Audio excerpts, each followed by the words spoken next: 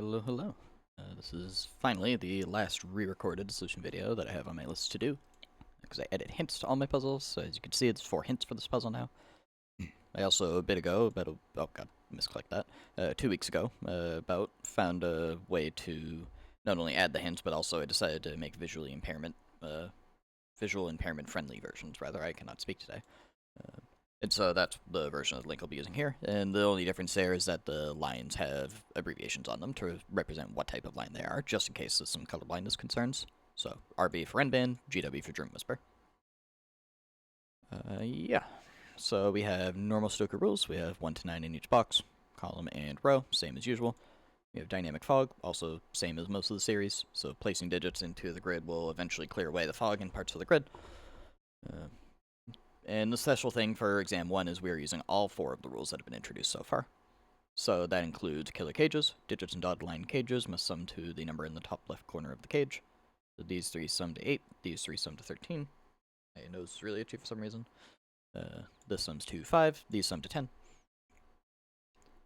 Then we have crop key pairs, so that is the dots. So we have black dots, digits are separated by a black dot, must have one digit be double the other, and white dots mean digits are consecutive.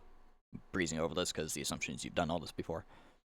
German whispers, adjacent digits on a green line must have a difference of at least 5. So if that's a 3, then this is at least an 8, meaning it's an 8 or a 9, and then this would now need to be 1, 2, 3, or 4 to be 5 away from those. And then Renban, digits placed on purple lines must be a non-repeating set of consecutive digits in any order. So we could determine that this is the set of digits 1, 2, 3, but if it is, it doesn't have to be in that order. It could be 1, 3, 2. That would be valid. So, with that in mind, let's restart. And you'll see there's an interesting way I kind of set up these boxes here. This is a relatively common pattern. These are kind of what we would call disjoint boxes, meaning anything we do here has no impact on the other boxes because all it sees are these rows and these columns. And the same applies for this. That doesn't see any of the others, and that doesn't see any of the others. So in other words, these are 3 completely discrete problems that need to be tackled until fog is cleared. There's really no way these communicate with each other. So I've kind of given you 3 mini puzzles to start with here, and that was really the idea for this. I was really trying to demonstrate different ways that these rules can combine with each other. And so I themed each of the boxes off of that a little bit. And so in order to actually tackle this, though, let's look at hint 1. Hint 1 says that all 3 of the available boxes must have some progress made in them to start the puzzle. And by that, I mean you have to place at least 1 digit into each. You can get 4 digits in box 2. That's a terrible selection. 3 digits in box 6, and 1 digit in box 7. Most can be worked out with careful pencil marking, but this hint will help with box 7 a bit. Think of box 7 as effectively a long white dot chain like in quiz 1.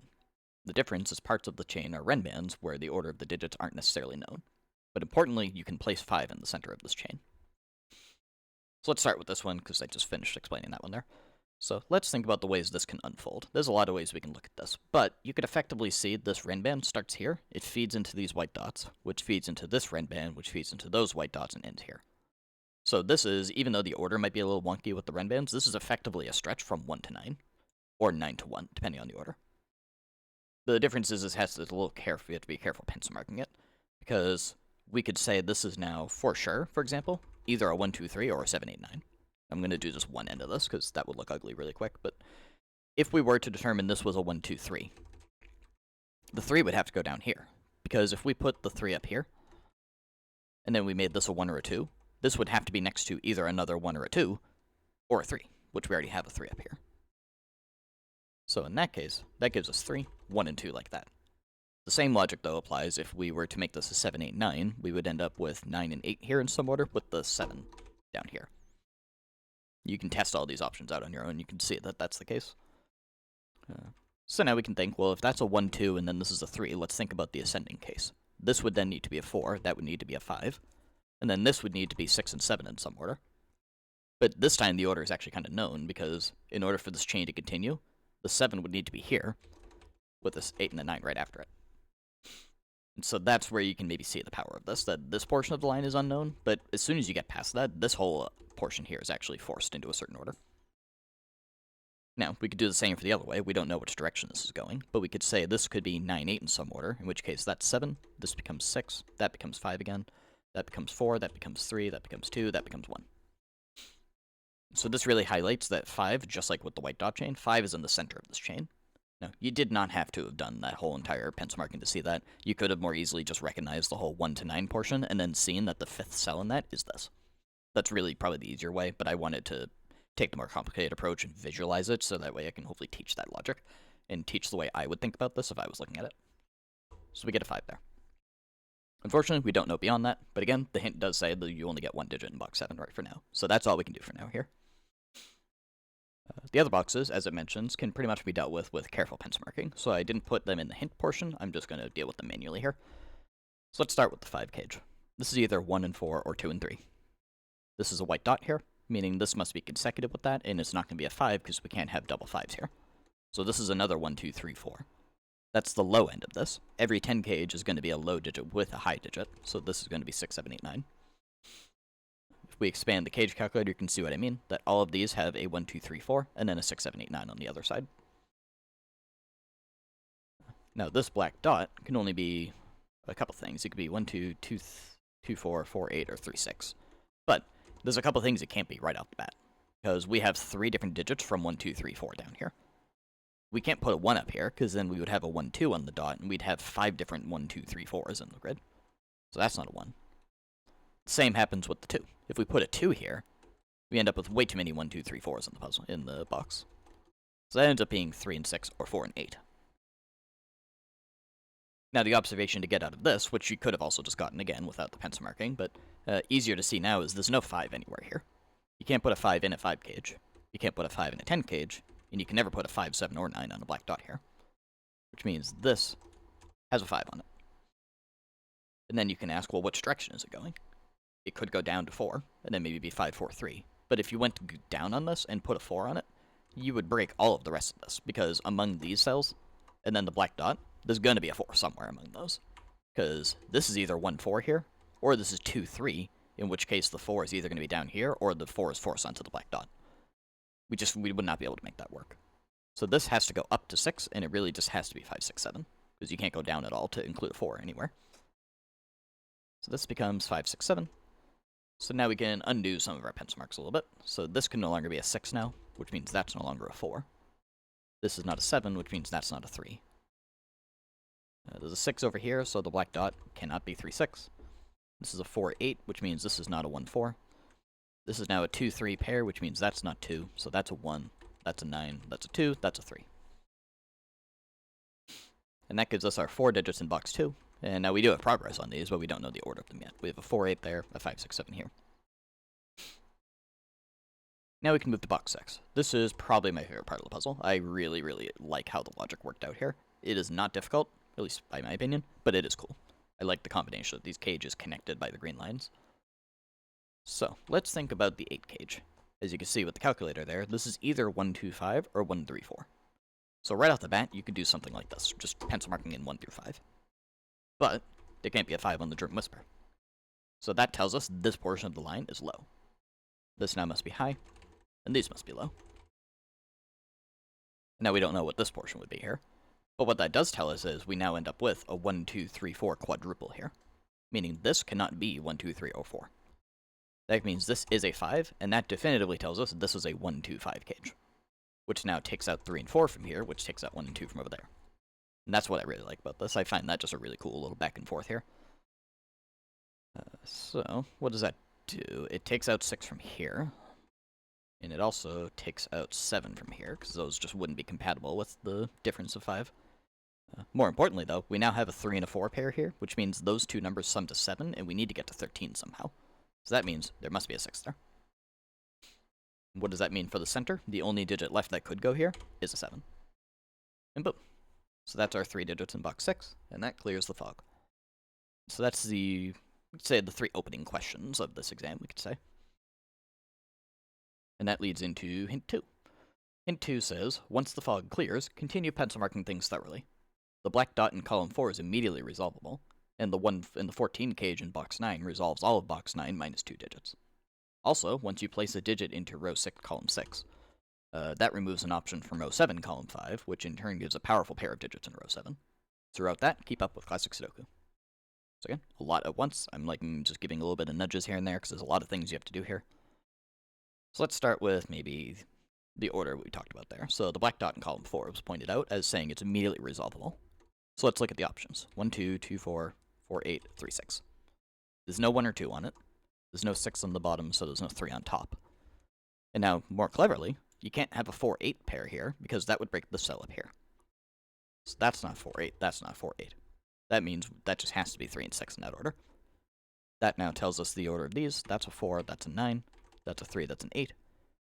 The 1 and 2 here are still not resolved yet. And now we have the 14 cage, so that might be the next easy one, because there's no 5 in it, and that takes out one of the 2 options for it. So this is 6, 8. That's 8, that's 6. That gives now the order of this, because this can no longer be 6, so now we know the path, or the direction is now descending in this order. So that's a 1, 2 pair. This goes up into 6, 7, 8, 9. And that's where the pencil marking from earlier comes in handy. Even though it was a little overkill just for placing the 5, it becomes easier to see that now. This 8 here also takes out 8 from here, so that's 4, 8. Now we can look at the germ whisper line here. So what could this be? It can't be low. That's the important takeaway here, because you can't have 1, 2, 4, or 3 on it. All those are grayed out. So that is 6, 7, 8, or 9, in which case it has to be 9. Now we can see this line continue to the right, and we can see it must bend upwards here. We don't know if the line maybe like branches out and goes down, or also goes here, but we can certainly see these cells are both pointing towards this one in the center. So that's low. That must be high. This can't be a 7, because we have a 7 up here. So that takes out, it puts 8 here. It doesn't give us any fog clear, but the hint did mention that once you place a digit into row 6, column 6 here, that takes away an option from row 7, column 5. That takes away 4 from here, because now we can't have double 9s on both sides of it. That's no longer a 4. And this is the pair of digits in row 7 that we're being referred to. This is a very powerful 1, 2 pair. And that's powerful because this black dot over here sees both the 1 and the 2.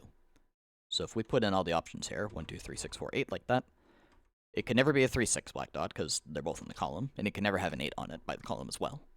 So knowing that there's a 1, 2 pair in this row here means that is a 4.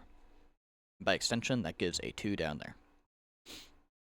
That now bounces here and unfolds the pairs there. And the final part of that hint talked about throughout all that, keep up with classic Sudoku. So let's continue doing more of that. This column needs a 5 and a 7, and we know the order of that. And now these 4 digits here are missing. We need 2, 3, 4, 7. We can't have a 2 in any of those, so the 2 is here. That must be 3. This row needs a 5 and a 6. This row needs a 3 and an 8. And this row needs a 1, 7, 9. But we can't have a 7 down here because of the 5, 6, 7 triple up here. But that's a 4, that's a 7, and that clears our fog. So I'm going to hold off on those clues for a second. I'm going to do some classic Sudoku here for a bit. What's missing here? A 1 and a 9 is missing there. And then we need a 2, 4, 5 here. And that's actually about all there is. I think that's worth pencil marking. Hint 3 addresses the clues up here. We have a 7 cage and a new black dot up here. And so hint 3 says, the combination of 7 cage and black dot in row 1 can only unfold in 2 ways. One of them is impossible. Now, technically this can unfold in 3 different ways, but we'll see that the 7 cage doesn't have one of its 3 options. It could be 1, 6, in which case we'd have that order. It could be 2, 5, in which case we have this order. And it can't be 3, 4, because we have a 4 in the row. So that's what I mean by the 2 options. The other side of the 2 options is what's going on over here. 1, 2, 3, 6, 4, 8. Neither can have an 8, neither can have a 4 on it. That's not a 6, so that's not a 3. So we have the cage over here, which is either 1, 6 or 2, 5. And then we have the black dot, which is either a 1, 2 pair, or it's 3, 6. And so that is now kind of 2 different alternate universes, so to speak, for ways this can unfold. And so the way we want to think of this is, what happens if we put 1, 6 here? If we put 1, 6 here, 1, 6 comes out from here, and 1 comes out from here. And this being a 2 means 2 comes out from there. We'd end up with a 2, 3 on the black dot. The other way to think of that is we need either a 1, 2 or a 3, 6 on the dot. 1 and 6 over here takes out both of those options. It makes them both impossible. So that means this is not a 1, 6 pair. This is 2 and 5, which means this is not a 1, 2 pair. It means that is 6, that is 3. That becomes a 7. This now becomes an 8, and that gives a 3 here. And this row, we're missing a 1 and a 9. And that is a 9. That's a 1. That gives a 1 down here, or takes out 1 down here. And now we will be very likely stuck at this point. If you're really good with classic Sudoku, which, again, that's kind of the target audience here, then you might not have too much of a trouble with this, but this is definitely a difficult step to end. And that was partially intentional, that this is an exam. I kind of realized once it got to this point in the puzzle, it was solvable. And I really sat and questioned for a while, is it fair for the difficulty level of the series to just leave it like this and say figure it out? I was a little hesitant to. I asked for a lot of feedback when I put this in testing, and I basically unanimously got told, yeah, release it like this, it's fine. So, whether that was a good judgment call or not is, up to the people watching this. I think it was fine. I don't mind the difficulty increase here, but I also get I'm calling this variant Sudoku 101, and now I'm giving such a difficult step at the end. It's a little tricky. I say it's an exam. This is clearly meant to be more difficult. I think it's fair game. I think that's kind of my official stance on it, but I do understand if people think this was too hard. But I am putting the solution video out there, So hint 4 addresses how to tackle this. Hint 4 says, the end stage of this puzzle is very tough to spot unless you're good with classic Sudoku, which, as a reminder, is the intended target audience of the series. You need to find 2 naked singles, which are both in box 6. Hunt for them, and once they are placed, the rest of the puzzle should collapse pretty quickly. So let's recap what a naked single is. Insert joke here. A naked single is when a particular cell sees all of 8 of the 9 digits in the grid. So, for example, this cell is not going to be it, but this cell sees 5, 6, 7, and it also sees a 2 up here. So, that's actually a really bad example, but just for the sake of that, you'd be looking at cells and seeing, is there a cell here where it sees 8 of the 9 digits? Like, if this had a 5, 6, 7, a 1, 2, 3, and then an 8 up here or something, and then maybe a 4 here, then you would say this has to be 9 then, because it's seeing all of those digits looking at it. So the hint points you to box 6 for that. So I'm just going to be a time saver. If you're watching this part of the video, you're here because you just want to know what to do, probably. These 2 cells are important for exactly that. So let's look at this cell. It sees 2, 3, 4, 5, 6, 7, 8, and 9. What was the one I didn't do there? That is a 1 now. That's the only thing it can be. And that needs this to be worked out first, because the only 2 that it sees comes from here. So if you had not done this step, you would end up with a 1-2 pair here. You would also end up with a 1-2 pair here in this cell, because of the same kind of reason. It sees 3, 4, 5, 6, 7, 8, and 9. So it would leave 1 and 2 here, but we just placed the 1 over here. So that now tells this is those 2. This is a 2. These 2 digits go together here. If you get this one first, you can then get this. And then that now is enough to work out the center of the grid, because that's now 1 and 2. That's 4, that's 5, that's 2, 9, and 1. And that is enough, as the hint says, to make the rest of the puzzle collapse pretty quickly. Because this is now 7, 9, 1. Here we need a 5 and a 7. Here we need a 2, not a 2. 6 and 9. No, I am terrible at scanning right now. 8 and 9, that's what it is. 8, 9. Here we need a 2 and a 4. This row we need a 5, 7. This row needs a 4, 8.